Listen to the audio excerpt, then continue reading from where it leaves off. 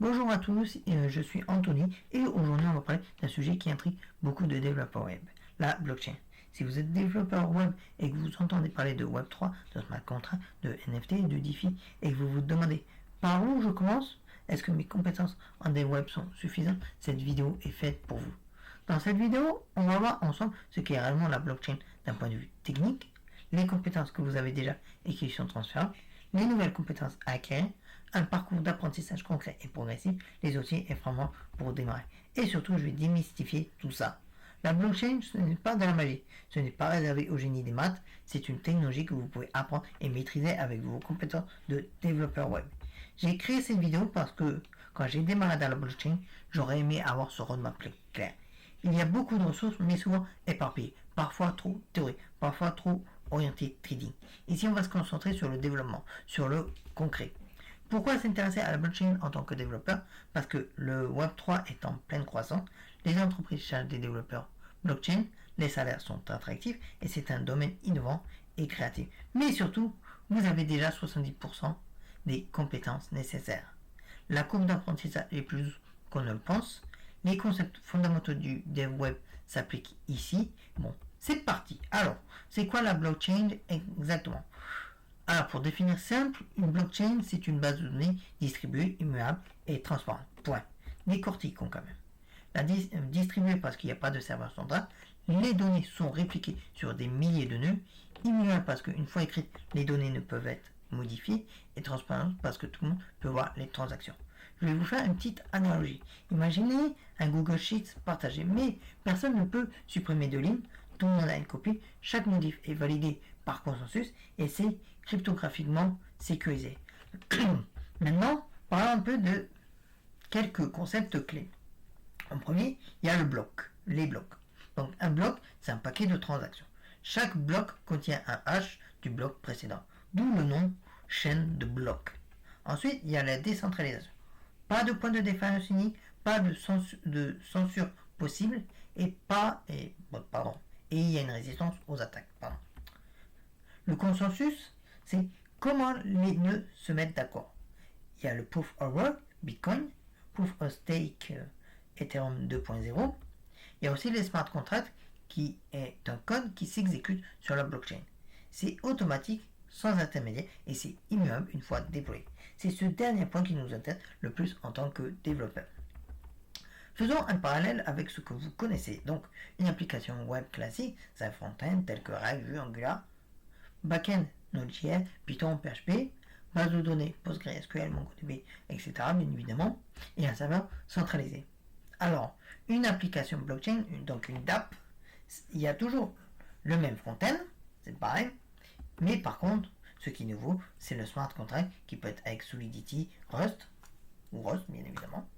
Il y a la blockchain qui est nouveau, qui peut être avec Ethereum ou Polygon, donc du coup ça remplace la BDD, et le réseau décentralisé qui est totalement différent, bien évidemment. Donc vous voyez, le front-end reste le même. La vraie différence, c'est le back-end qui devient un smart contract. Pourquoi développer sur la blockchain?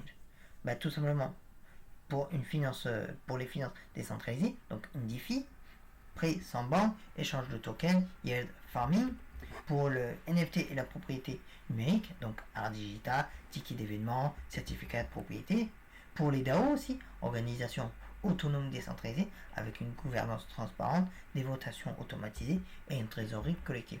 Au niveau de la traçabilité aussi, avec le supply chain, les certifications et l'identité numérique.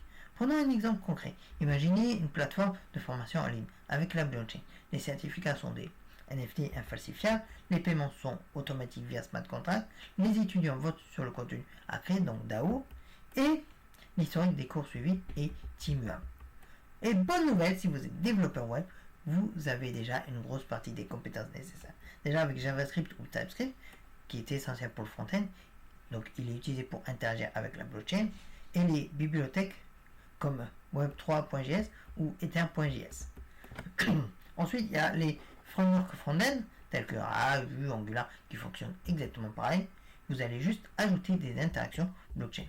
Au niveau API et HTTP, vous avez les providers blockchain qui fonctionnent comme des API et vous avez le JSON RPC pour communiquer avec les nœuds. Au niveau des concepts de programmation, il y a toujours les variables, les fonctions, les conditions, les blocs. Tout ça s'applique au smart contract. Il y a bien évidemment le guide et le versionning. C'est pareil pour les projets blockchain. Même workflow de dev. Les tests, vous avez les smart contracts qui se testent eux aussi. Et même logique, mais juste des outils différents. C'est tout. Donc, on va parler des changements en logique de programmation. Donc, je vais vous montrer un exemple de la logique déjà de programmation en les web classiques. Donc, alors, je fais un nouveau fichier, tac. Donc, vous voyez. Donc là, vous voyez, ça c'est un exemple en dev classique. Mais là, je vais vous montrer un exemple en blockchain. Je vais vous laisser quand même l'exemple classique. Donc là, il n'y a pas de souci. Bien évidemment qu'il y a une erreur parce que c'est juste des exemples que je vous mets. Donc les différences clés, c'est que chaque modification coûte de l'argent, gaz, fees. Les transactions sont asynchrones. Une fois déployé, le code ne peut pas être modifié facilement et tout est public et traçable. Parlons maintenant de la gestion d'état. En Web3, l'état est sur la blockchain, pas sur votre serveur. Donc vous interrogez la blockchain pour lire. Vous envoyez des transactions pour écrire. Vous devez gérer les wallets et les signatures. Parlons maintenant de la sécurité, parce que c'est crucial. Un bug dans un smart contract peut coûter des millions. Pas de fixe rapide en prod. Audit de sécurité essentiel et des patterns de sécurité spécifiques. On ne rigole pas avec la sécurité, encore plus avec la blockchain. Mais il y a quand même des nouveaux concepts à apprendre.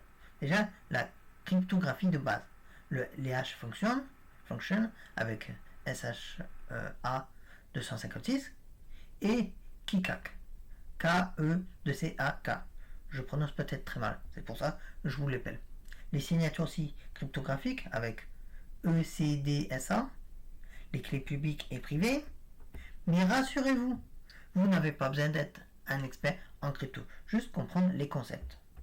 Il y a aussi les wallets, donc MetaMask, Rainbow, Coinbase Wallet, et comment ils fonctionnent, comment les intégrer dans vos apps. Vous avez aussi les tokens, ERC20, token fongible, ERC 721 NFT, ERC 855 multi-tokens, le gaz et les transactions, pourquoi et comment ça coûte, optimisation des coûts et estimation du gaz. Les réseaux aussi, Mainnet contre Testnet, oui, Layer 2,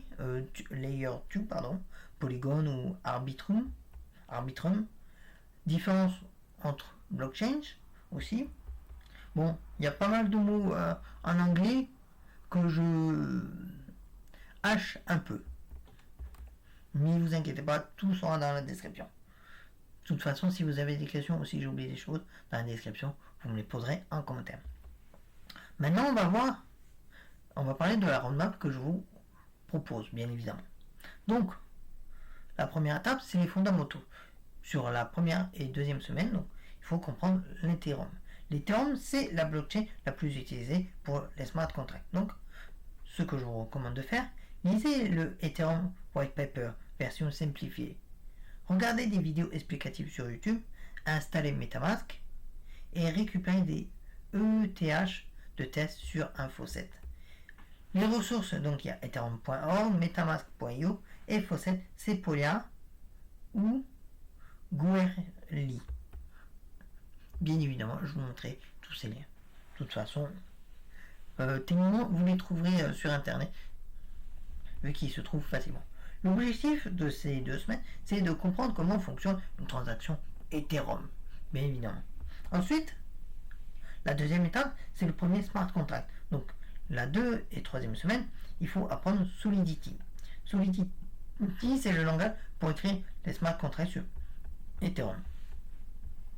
Donc, je vais vous montrer une syntaxe qui vous semblera familière, parce que c'est quand même le but. Voyez, ça, c'est très familier pour vous, techniquement.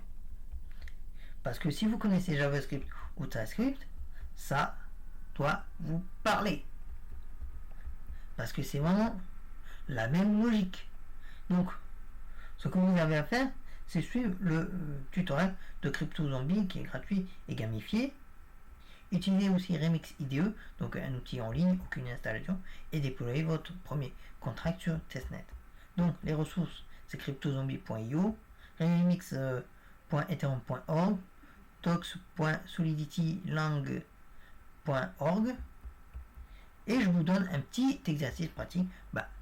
Vous pouvez le faire ou pas, hein, c'est vous qui voyez. C'est de créer un contrat de to-do list. Ajouter une tâche, marquer comme complété et supprimer une tâche. Essayez de faire ça avec ce que vous aurez déjà appris si vous suivez déjà la logique de cette roadmap. Mais évidemment, si vous le faites et si vous avez des questions ou des soucis, n'hésitez pas à me les poser en commentaire, j'y répondrai avec joie. Ensuite, la troisième étape, c'est l'environnement de dev. Donc, c'est la semaine 3 et 4. Donc, Ardat ou Foundry. Remix, c'est bien pour débuter, mais pour des projets réels, vous avez besoin d'un framework. Donc, Ardat, c'est JavaScript ou TypeScript. Donc, je vous donne les deux commandes. Je vous les marque là. Ça sert à marquer quand même dans le terminal. Je vous l'ai mis dans l'idée parce que je vous le partage. Donc, ce que Ardat apporte, c'est une compilation automatique, des tests en JavaScript, un déploiement scriptable, une console de débugage et un réseau local de dev. Alors, je vais vous montrer la structure d'un projet Ardat. Hop. Donc, si je fais des bêtises, bon par contre, attends, désolé s'il y a du bruit autre que ma voix, mais les chats ont l'air de faire le bazar. Et malheureusement, ces jours-ci, ils sont pénibles. Donc, et vu que j'ai pas envie de refaire la vidéo, vous supporterez ça. Déjà que je vous ai évité le mixage, c'est déjà pas mal. Donc, là, c'est la structure de base d'un projet Ardat. Donc, il y a le projet, donc il y a les contrats où vous mettez votre smart contract, les scripts, donc les scripts de déploiement, les tests unitaires, bon, le fichier de config Ardat et le package .json. Donc, c'est relativement commun à un projet normal. Donc, ce que vous avez à faire pendant cette étape, c'est d'installer Ardat, créer un projet de token ERC20, écrivez des tests et déployer sur le testnet. En ressources, vous avez ardat.org, la doc officielle, c'est déjà pas mal. Parce que vous allez peut-être avoir quelques petits soucis. Parce que bien évidemment, quand on apprend toujours une nouvelle technologie, dès le début, on a toujours des soucis. Moi, ça a toujours été le cas. Hein. Après, peut-être que je suis un peu malchanceux. En quatrième étape, c'est le front-end Web 3. C'est la semaine entre la semaine 4 et 6. Bon, c'est de la semaine 4 et 6 plutôt, pardon. Donc, vous connectez votre app React à la blockchain, du moins votre app avec le front-end que vous utilisez. Moi, je vais utiliser React. Ben, je vais vous montrer avec React. Donc, ici, cette partie, ça va être un terme connu. Donc, ça va être très simple. Les bibliothèques essentielles, c'est EtherJS ou Web3.js. Donc, je vous montre ce que vous devez mettre. Hop. Je trouve que quand même, à chaque fois avec mes vidéos, c'est un peu le boxon, mon idée à la fin. Donc voilà, c'est comme vous faites dans une app normale, dans un projet. Vous connectez aux lettres et l'interaction avec le contrat. Donc c'est comme si vous le faisiez avec une base de données, quoi. Ensuite, il y a WAGMI plus Rainbow Kit. Ça, c'est pour React, avec des hooks React pour Web3, une connexion de wallet simplifiée et une gestion de l'état. Je vais vous donner un exemple d'intégration. Hop. Voilà. Pour ceux qui utilisent React, ça vous est familier, logiquement. Donc, ce que vous avez à faire pour cette étape, c'est de créer une app React, ou du moins avec le front-end que vous utilisez, bien évidemment. Ensuite, vous intégrez Rainbow Kit pour la connexion wallet. Interagissez votre contrat de to-do list et affichez les données en temps réel. Alors, je ne sais pas si Rainbow Kit fonctionne avec Angular ou Vue, Mais j'aurais tendance à dire que oui. Bon, de toute façon, c'est à vous de tester. Et en projet pratique, une DAP de vote simple en créant des propositions, en votant et en affichant les résultats. Comme ça, vous avez 2 projets là qui vous permettent de remplir votre portfolio. Ensuite, la 5e étape, c'est la sécurité et les bonnes pratiques, donc pendant la semaine 6 jusqu'à la semaine 8. Parce que la sécurité, c'est crucial. Les erreurs peuvent coûter très cher. Voici les patterns essentiels. Donc, il y a les check effect interaction. Donc, je vais vous montrer le code. Aïe. Donc, voilà. Voilà, c'est très simple. Hein. Il y a un check, effect, interaction. C'est relativement simple. Ensuite, il y a le retency guard. Bon, vous allez voir comment ça s'écrit parce que moi là, je le prononce mal, comme d'hab. De toute façon, vous êtes habitués. Ensuite, il y a l'access control. Parce que on ne rigole pas avec la sécurité, je vous l'ai dit. Donc là, voilà. Bon, de toute façon, chaque app, on ne rigole pas avec la sécurité. Donc du coup, à faire lors de cette étape, c'est d'étudier les hacks célèbres, tels que DAO, Hack, etc. Utilisez OpenZeppelin, donc une bibliothèque auditée.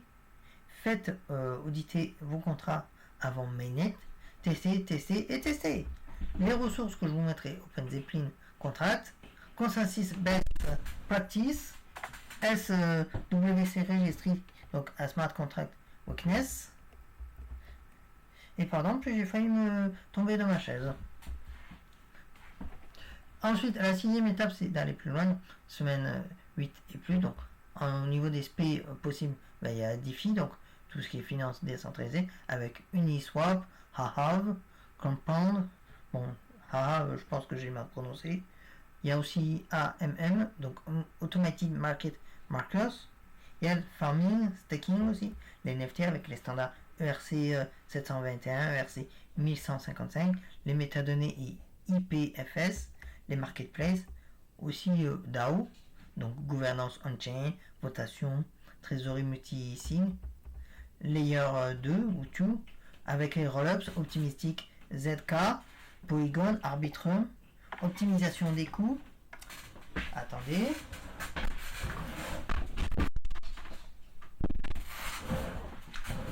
Bon, malheureusement, vous m'avez entendu bouger, et je vais pas le cacher du montage, mais les chats ont envie d'être pénibles, malheureusement. Donc j'ai dit layer tube, donc avec Polygon, Arbitrum et l'optimisation des coûts. Ensuite, il y a multi-chain que vous avez, donc vous développez sur d'autres blockchains. Donc il y a Solana, donc avec Rust, Cosmos, Polkadot. Donc ce que vous avez à faire, je vous propose bien évidemment, c'est de choisir un domaine qui vous passionne, vous construisez un projet complet, vous contribuez à l'open source et vous rejoignez une communauté.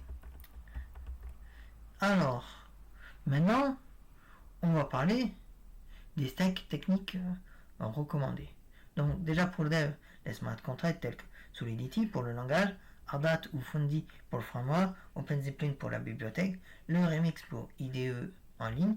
Au niveau front-end, React ou Next.js, EtherJS ou VM, WAGMI plus Rainbow Kit, Tailwind CSS. Au niveau stockage décentralisé, IPFS pour les images NFT et les métadonnées, HowWave pour le stockage permanent. Au niveau des services, Alchemy ou Infura avec les nœuds RPC, Etherscan pour l'explorateur, Tenderly pour le débogage, The Graph pour l'indexation. Alors, au niveau des ressources d'apprentissage, au niveau des cours gratuits, il y a CryptoZombie, Ethereum.org Tutorials, Alchemy University, Spectrum Ethereum. Au niveau des docs, vous avez celle de Solidity, celle d'Ethereum, celle d'OpenZeppelin et celle d'Ardat. Au niveau des communautés, vous avez bien évidemment sur Reddit, vous en avez sur Discord, vous en avez aussi sur Twitter et vous en avez sur GitHub. Vous en avez aussi sur YouTube, tels que Patrick Collins Foundry, Dapp University, It the Blocks et Nader Dabit. Vous avez aussi des livres, donc vous avez plusieurs types de ressources à votre disposition. Au niveau budget et coût, au niveau formation gratuite, toutes les ressources citées sont gratuites, donc pas besoin de payer de bootcamp à 10 000 euros. Au niveau développement, testnet est gratuit avec les ETH de test. Le GasFed Mainnet, c'est entre 5 et 50 euros par déploiement. Les outils gratuits, vous avez Ardat, Remix, etc. Le RPC Service, c'est un plan gratuit. Si le plan gratuit est suffisant au début. Donc, je vais donner quand même quelques conseils. Développer et tester sur testnet. N'allez sur mainnet que quand c'est prêt. Utilisez les layers 2 pour réduire les coûts. Alors, pour résumer notre roadmap, semaine 1 à 2, les fondamentaux blockchain et Ethereum. Semaine 2 et 3, premier smart contract en Solidity. Semaine 3 et 4, framework de développement tel que Ardat. Semaine 4 à 6, front-end web 3 avec React.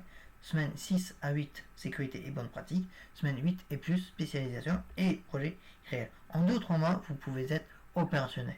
Bien évidemment, si vous voulez mettre plus de temps sur une phase en particulier ou sur toutes les phases, vous pouvez très bien. Vous pouvez y aller à votre rythme. Le but, c'est pas d'y aller plus vite que la musique, c'est d'y aller à votre rythme pour bien comprendre et pour bien réussir. Mon conseil principal plutôt, ne restez pas dans la théorie. Codez dès le premier jour. Votre action aujourd'hui, installez MetaMask, allez sur Remix, déployez le contrat Hello World sur le testnet, et regardez votre transaction sur Etherscan. Ça vous prendra 30 minutes et vous aurez votre premier smart contract déployé. Les opportunités professionnelles, déjà, une forte demande de développeurs blockchain, un salaire attractif souvent de plus de 30% comparé aux développeurs web classiques. Donc vous avez 32% de plus que les développeurs classiques. Donc ce n'est pas négligeable. Beaucoup aussi de remote, même si en dev, il y a beaucoup de remote, même si il y en a certains qui aiment bien le présentiel. Moi je suis pas fan du présentiel, donc c'est à chacun qui fait comme il veut. Donc il y a aussi les startups innovantes qui recrutent. Donc les profils recherchés, c'est Full Stack Web 3, Smart Contract Developer, DApp Developer, Blockchain Architect. Comment se démarquer bien? Contribuer à l'open source, construisez un portfolio de projets, participez au hackathon et soyez actifs dans les communautés. Le blockchain, ce n'est pas réservé à une idée, c'est une technologie accessible. Vous avez déjà les compétences de base en tant que développeur web. Il vous suffit d'apprendre les spécificités, de pratiquer et de construire. Le Web3 est en train de se construire. C'est le moment parfait pour se lancer. N'ayez pas peur de poser des questions. Faites des erreurs sur le testnet. Commencez petit. Apprendre en public aussi. Rappelez-vous, chaque expert a commencé en déployant son premier LOA sur le testnet. Si cette vidéo vous a été, abonnez-vous pour plus de contenu Web3. Laissez un like si vous avez appris quelque chose. Commentez vos questions, j'y répondrai. Et surtout, partagez vos premiers smart contracts en commentaire. Je veux voir vos projets. Et bien évidemment, je vous ferai d'autres vidéos sur ce sujet. Bien évidemment, toutes les ressources mentionnées sont dans la description de la vidéo. Merci d'avoir regardé jusqu'au bout. La blockchain, c'est l'avenir du web. Et vous, développeurs web, vous avez toute votre place dans cette révolution. Alors, qu'est-ce que vous attendez? Allez écrire votre premier smart contract. À bientôt pour la prochaine vidéo. Et n'oubliez pas, build, ship, learn et repeat. A plus!